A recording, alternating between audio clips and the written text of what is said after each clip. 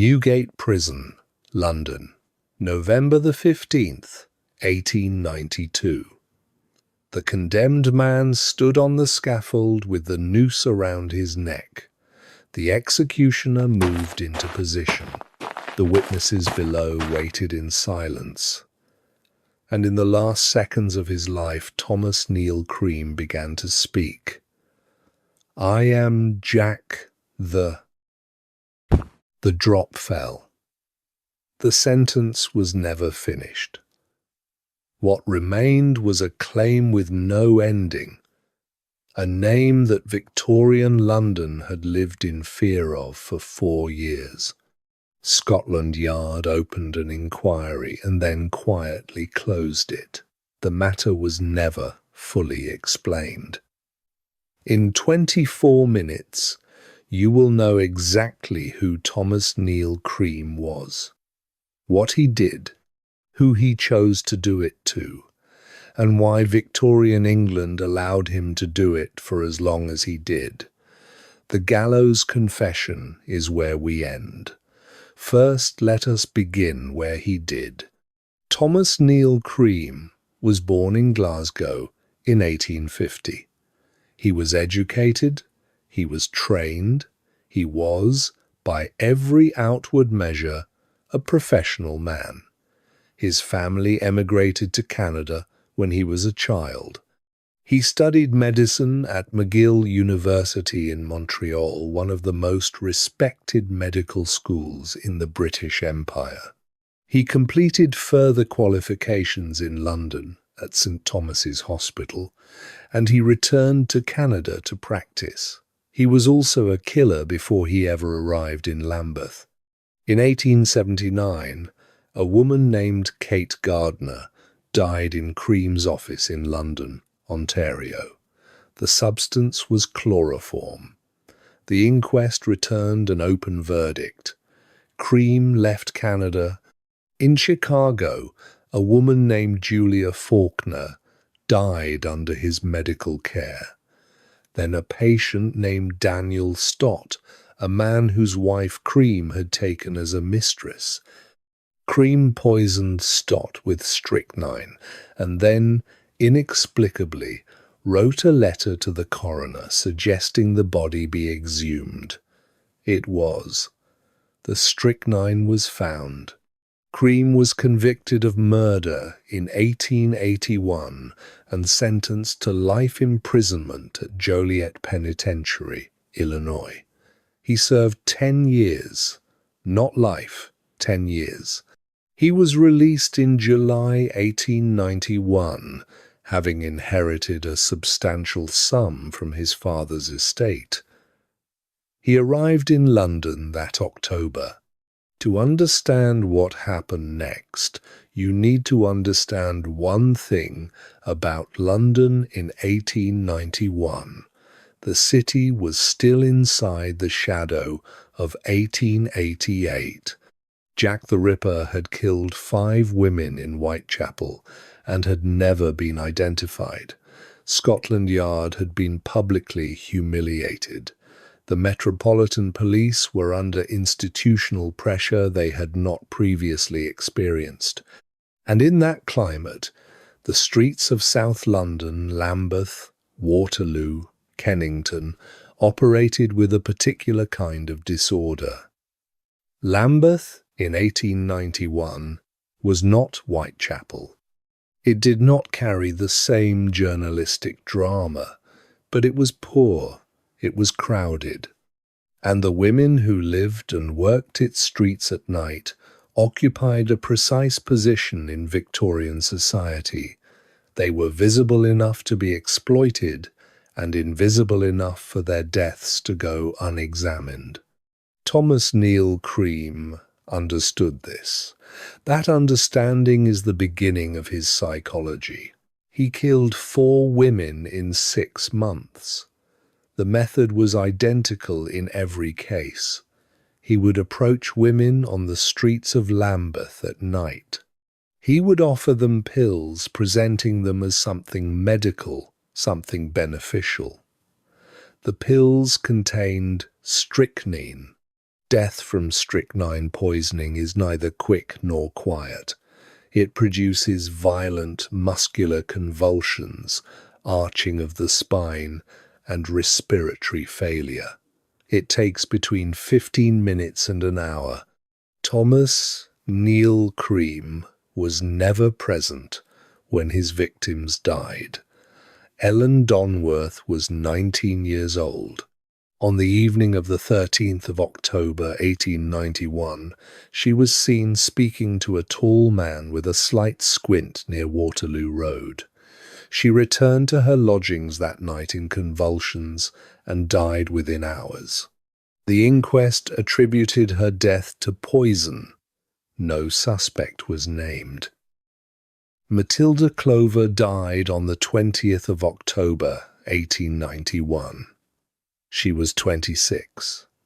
She lived in Lambeth Road. When her landlady found her in convulsions, a doctor was called. He attributed her death to alcoholism and wrote it in his report. She was buried without a toxicology examination. Thomas Neill Cream had killed Matilda Clover, and the official record of Victorian England had decided she died of drink. The case was closed before it was opened. Then Cream did something that no rational man in his position would do. He began writing letters. To a prominent London physician named Dr. Broadbent, he sent a letter accusing him of murdering Ellen Donworth and demanding money for his silence. To the coroner's office, he wrote suggesting that Matilda Clover had been poisoned by another named individual, a man entirely innocent of her death. He wrote to a member of Parliament, to a hotel manager. Letter after letter, each signed with a false name, each accusing someone else, each constructed to keep the investigation alive and near him. This was not extortion in any functional sense. The demands were theatrical. The accusations were impossible to sustain. What the letters were, what each one was a performance. Cream was inserting himself into the investigation of his own crimes while standing safely outside them. He needed the crimes to be seen. He needed them to matter. He could not allow them to be buried quietly alongside his victims. In April 1892, he killed again. Alice Marsh and Emma Shrivell, both 21 years old, died in their rooms at 118 Stamford Street in the same night. The same strychnine, the same convulsions, 2 deaths, 1 address, 1 night. This time, Scotland Yard could not explain it away. A Pinkerton detective named John Haynes, investigating Cream on an unrelated matter, made contact with the Metropolitan Police. And Cream, who had by now befriended a police officer named Patrick McIntyre, continued to talk. He walked McIntyre past the addresses of his victims. He discussed the cases with apparent expertise. He named suspects. He was arrested on the 3rd of June, 1892. Found in his lodgings strychnine. Drafts of blackmail letters in his own hand. Evidence of a man who had been unable to remain invisible even when invisibility was all that stood between him and the gallows. There was one claim made at those gallows that Scotland Yard never fully explained. We will come back to it. The question most accounts of this case concern themselves with is the wrong one. The question is not whether Cream was a psychopath. He was. The question is not whether he was intelligent. He was educated, methodical, and had evaded detection across 2 countries for more than a decade. The question that the Cream case actually raises, the one Victorian England never answered, is this: who did Thomas Neill Cream choose to kill? And why was he able to choose them? Ellen Donworth, Matilda Clover, Alice Marsh, Emma Shrivell, 4 women in 6 months, all working in poverty, all in Lambeth, all living in circumstances that the Victorian inquest system was structurally inclined to explain away.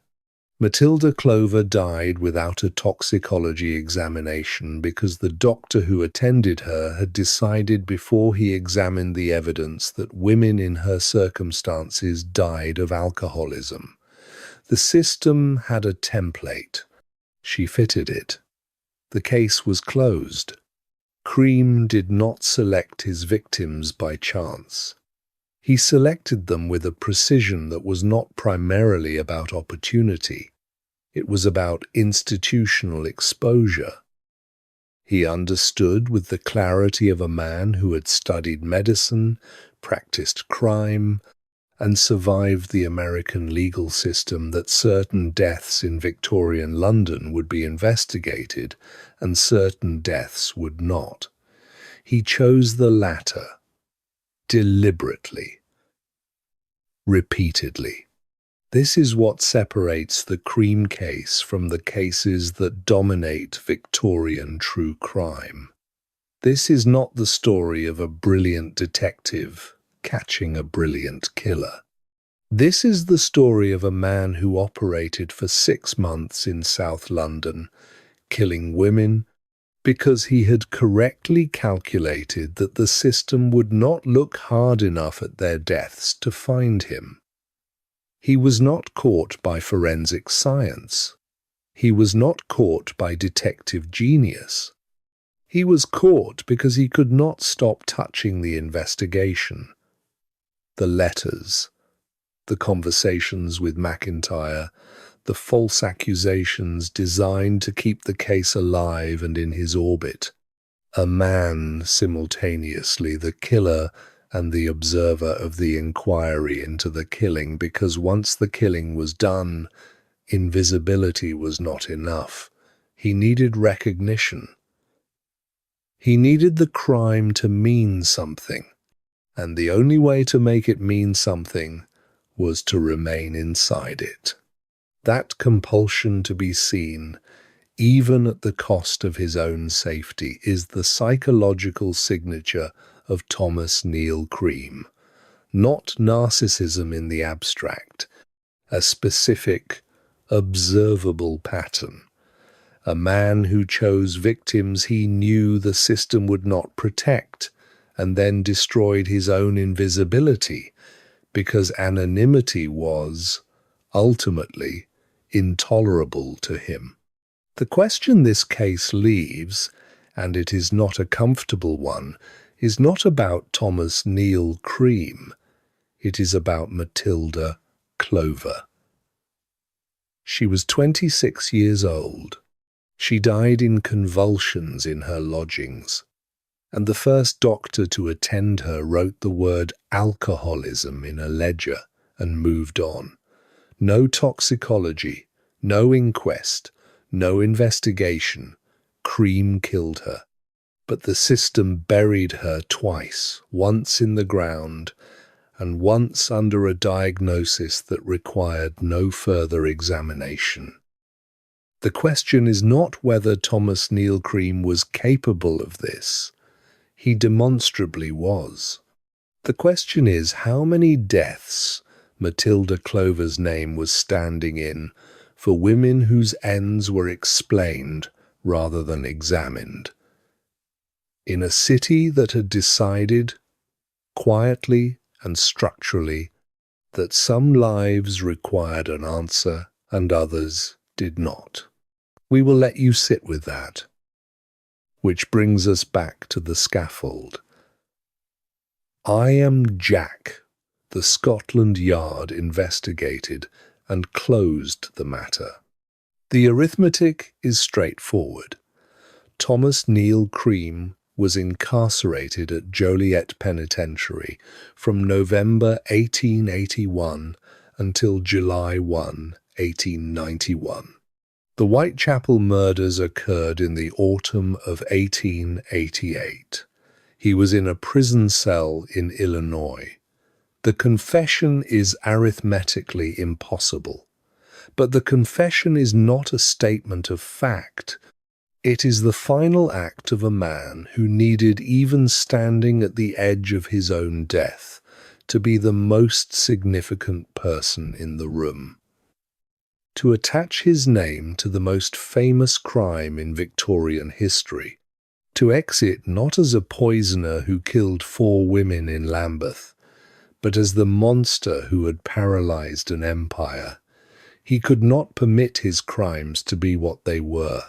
4 women, 6 months, caught because he talked too much. That was not the story he intended to leave behind. The trial of Thomas Neill Cream opened at the Old Bailey on the 17th of October, 1892. The case against him was not circumstantial. Strychnine in his lodgings, the blackmail letters in his own hand, witness testimony placing him near his victims on the nights they died, a transatlantic murder conviction for an identical crime a decade prior. The jury deliberated for 12 minutes. Guilty. Sentenced to death.